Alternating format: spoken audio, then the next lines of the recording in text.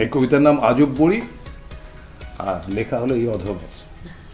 তখন তার বয়স হচ্ছে ধরো 18 কি 19।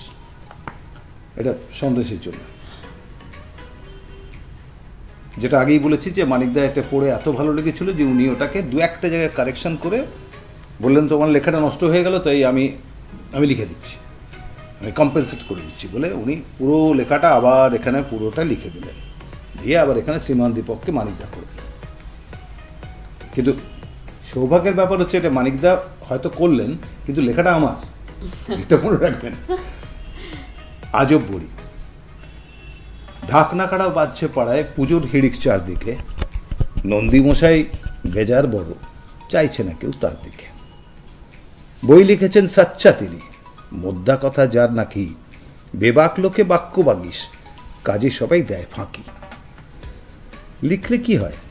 নন্দীখুড়ো বলেন, আমার দুঃখ যে বইয়ের কদর করল না কেউ, সব বেটারেই মুখ খুঁজে। বস্তা পচা হচ্ছে সে বই, সমস্যা তো সেই খেনে, অন্য উপায় দেখতে হবে সে বই যদি নাই কেনে।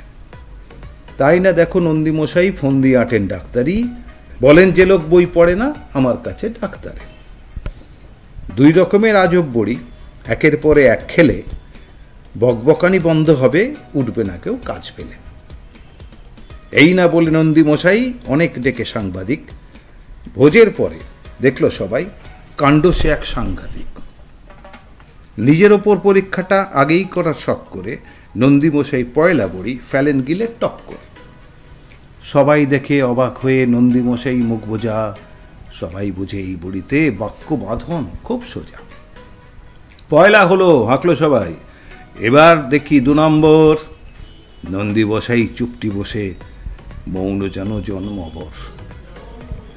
মিনিট গেল, ঘন্টা গেল, নন্দীমশাই যেই কে সেই, একেবারেই বন্ধ যে মুখ, 2 নম্বরের রাস্তা নেই।